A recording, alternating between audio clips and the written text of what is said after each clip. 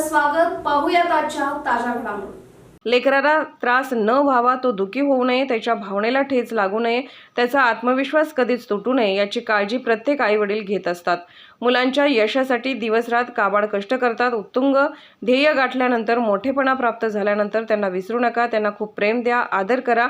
हे जीवन आहे तोपर्यंत त्यांना जपा, तरच आपण मिळवलेल्या शैक्षणिक गुणवत्तेचा, यशाचा मोठेपणा टिकू शकतो, असे प्रतिपादन हबप सागर महाराज बोराटे यांनी केले.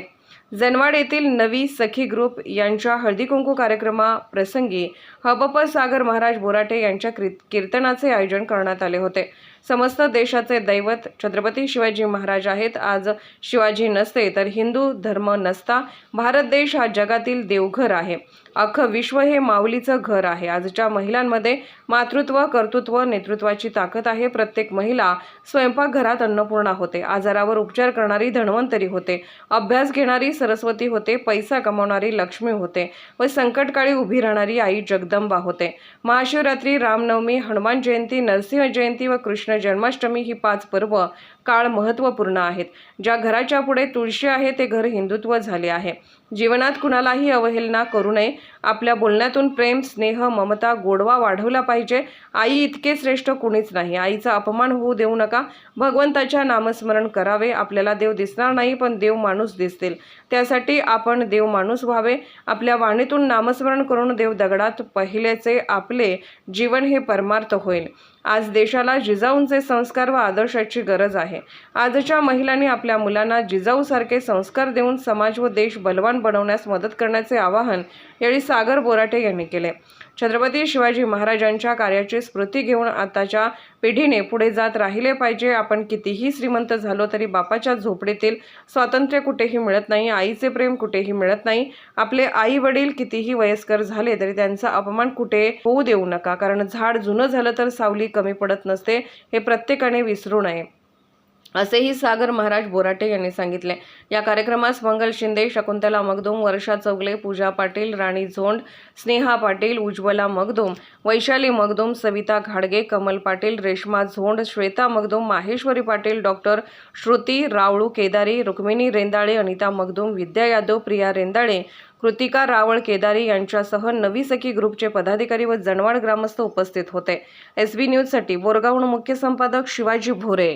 ऐकावं. आपण 20, 25, 30 जणी असाल, आपण सर्वांनी ऐकावं. आपण स्नेहाताईंना, वैशालीताईंना साथ देताय, कमलताईंच्या पावलावरती पाऊल टाकताय. तुमच्या सगळ्या 20 जणींचं कौतुक आहे. पण एक वाक्य सांगू तुमच्याकरता, तुम्ही मातृत्वाची ज्योत आहात. तुमच्या सगळ्यामध्ये मातृत्व, कर्तृत्व आणि नेतृत्वाची ताकद आहे. हा मला असं वाटतं महादेव स्वामींचा आशीर्वाद तुम्हाला मिळालेला आहे. त्यामुळे नवी सखी महिला ग्रुप या जनवाड गावातल्या प्रत्येक नागरिकांनी या महिला ग्रुपचं कौतुक केलं पाहिजे. तेव्हा विनंती आहे, या नवी सखी महिला ग्रुप करता एकदा मनापासून टाळ्या वाजवा. अगदी मनापासून कौतुक आहे. अभूतपूर्व, न भूतो न भविष्यती. कर्नाटक प्रांतातलं महिलांनी संक्रांती दिवशी आणि हळदी कुंकवा दिवशी आयोजित केलेलं हे पहिलं कीर्तन आणि अजून भाग्य सांगतो तुम्हाला, 60 वर्षानंतर येते ती षष्ठी, कपिला षष्ठी. 12 वर्षानंतर जो योग येतो तो महाकुंभाचा योग असतो. ऐकता ना आपण? असं आहे, 6 वर्षानंतर एक योग येतो, त्याला अर्धकुंभ म्हणतात. 144 वर्षानंतर एक योग येतो, त्याला महापूर्ण कुंभ म्हणतात. तुम्हाला नवल वाटतं, 144 वर्षानंतर जो दिवस उगवला तो आजचा दिवस आहे, हे लक्षात घ्या. हा दिवस तुम्हाला मला पाहायला मिळाला. यानंतर आपल्याला हा दिवस 144 वर्षानंतर जर पाहायचा असेल तर तुम्हाला इथून पुढे 144 वर्ष जगावं लागेल. किती जणांना वाटतं मी इथून पुढे 144 वर्ष जगत? किती जणांना वाटतं मी इथून पुढे जाऊ द्यावं? कीर्तनकार आलेला माघारी जाईल तर मध्येच वर जाईल ह्याची गॅरंटी नाही. आलो पण जाईल कशावरून? कदाचित जाईल, हे लक्षात घ्या. हा काळाचा नियम आहे. कोणी दिवसी मिळालेले ज्ञान हे माणसांना त्यांचे विचार आणि जीवनाचे प्रवाह बदलण्यास भाग पाडतात. आयुष्यात आपण दिशा चुकत असो तर कान ठेवून योग्य दिशा दाखवणाऱ्या दिशादर्शकाची आपल्याला सातत्याने गरज असते. या कीर्तनात महाराजांनी ज्या गोष्टी आपल्याला पटवून दिलेल्या आहेत, जसं की भावा बहिणीचं प्रेम असेल, प्रत्येक नात्यात जो आपुलकी जिव्हाळा असावा, हे महाराजांनी आपल्याला खूप छान शब्दात सांगितलं. त्याचप्रमाणे एका बापाची किंमत सांगताना प्रत्येकाच्या डोळ्यात आलेलं पाणी म्हणजे तर आज एक कीर्तनाचं सार्थक झालंय असं मी म्हणेन. वेळात वेळ काढून महाराजांनी आज आम्हाला ही त्यांची सेवा करण्याची संधी दिली, त्याबद्दल मी त्यांचे आभार मानते.